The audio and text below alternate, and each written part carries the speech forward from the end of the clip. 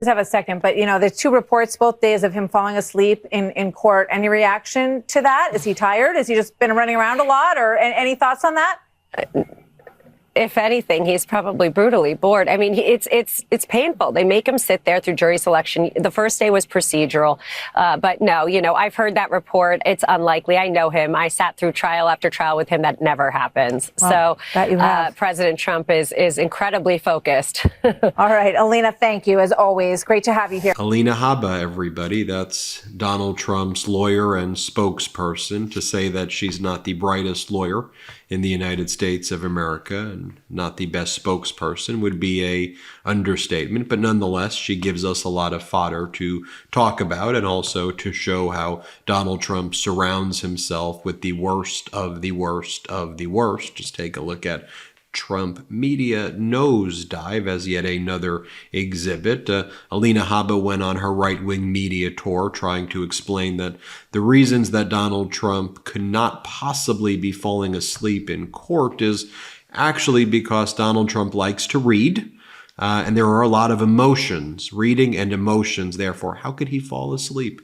This is Alina Habba on Newsmax. Play the clip. Alina, Maggie Haberman was in the courtroom yesterday, and a reporter from the New York Times, and she claims that Trump fell asleep. I mean, weigh in on this. Is she wrong? I mean, she very adamantly believes he fell asleep, and he says he didn't. What weigh in on this, please?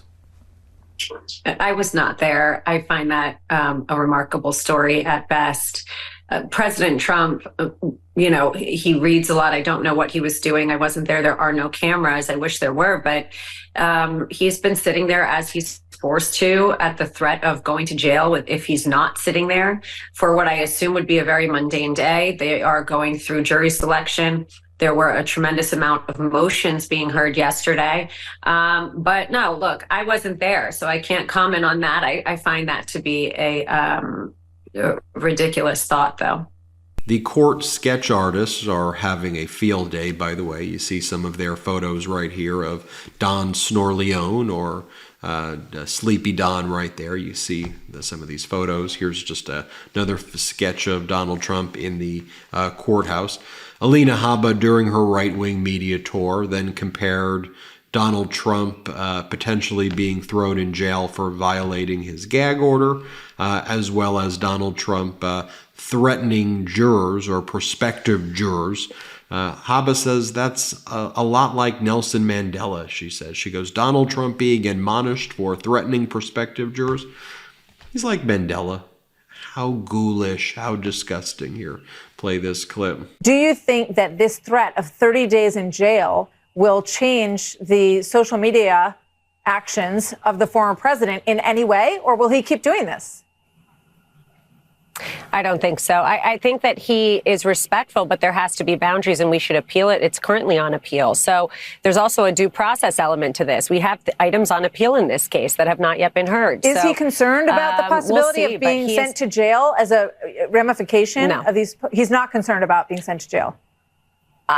I think like anybody, he's concerned about going to jail. But if they put him in jail for his First Amendment right, he will be like Nelson Mandela. I mean, that would be just absurd. And frankly, they'll win him the election. I just have a second. Yeah. And to all of our international audience out there, I know there's a lot of people who watch us outside of the United States.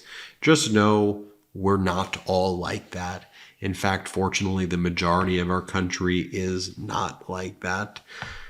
Just some odd, weird, ghoulish stuff right there.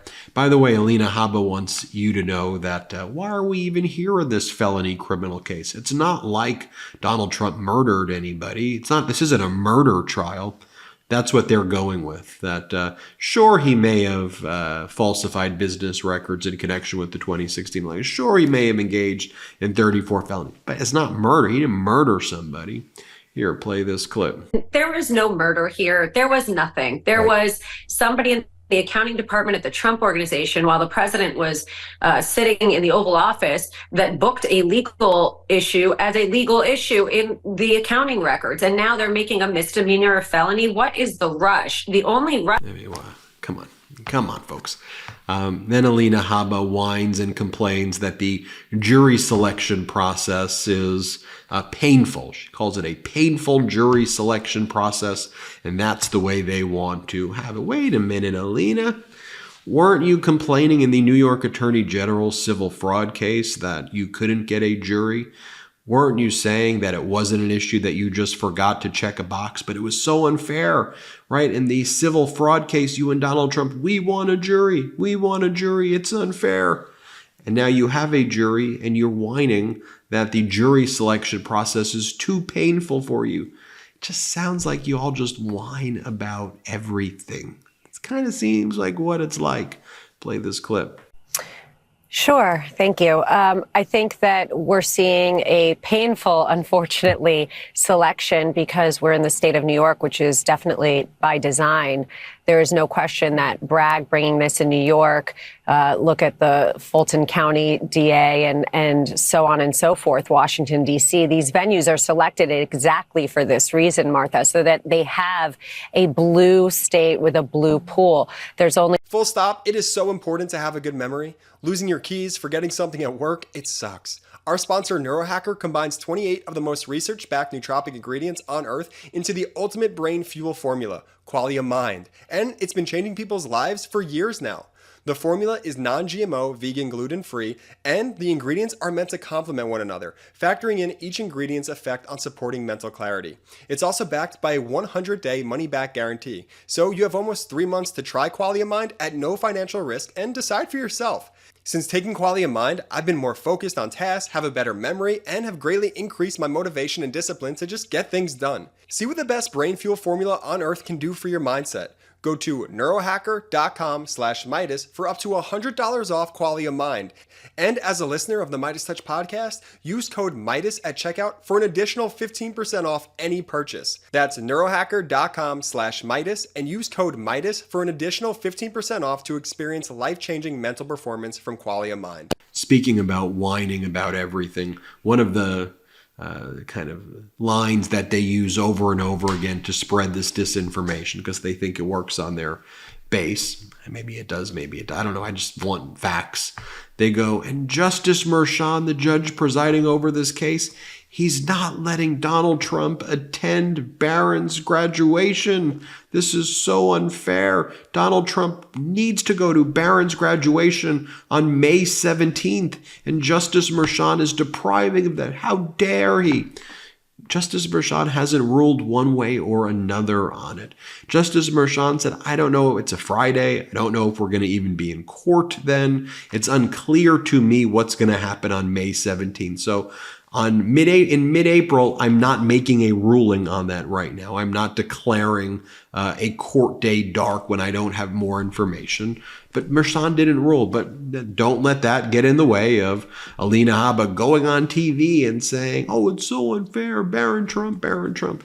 Here, play this clip. not even allowing a father, never mind a former president, but a father attend his son's graduation. And let's not forget Passover.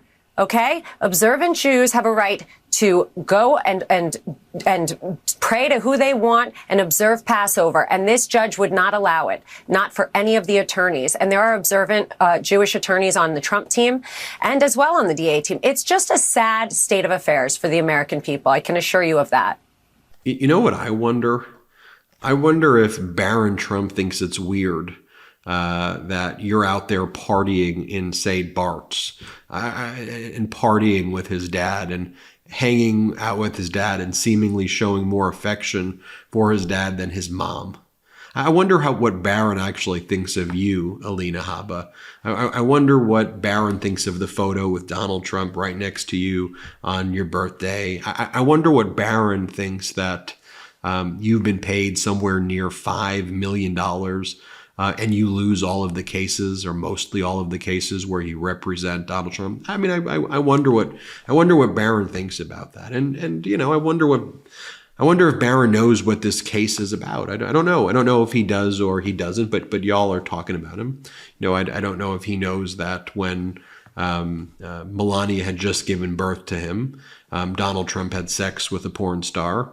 and then wanted to cover it up right when he and Melania's first child was born. I'm not sure he knows. Maybe he knows about that. Or when Melania was pregnant, that his dad would have sex with some like people like Karen McDougal, and then wanted to cover that up, and then paid the National Enquirer, or had the National Enquirer's parent company AMI make hush money payments to catch and kill stories that he didn't like. I'm just asking questions. I don't know what the feelings are about these things. And when Donald Trump says, "Whatever should I tell Barron?" I don't know. I'll let you have that father-son chat. You can have the father-son discussion right there, or how on the Access Hollywood tapes you bragged about sexually assaulting women. Or that you said women should be punished for seeking reproductive.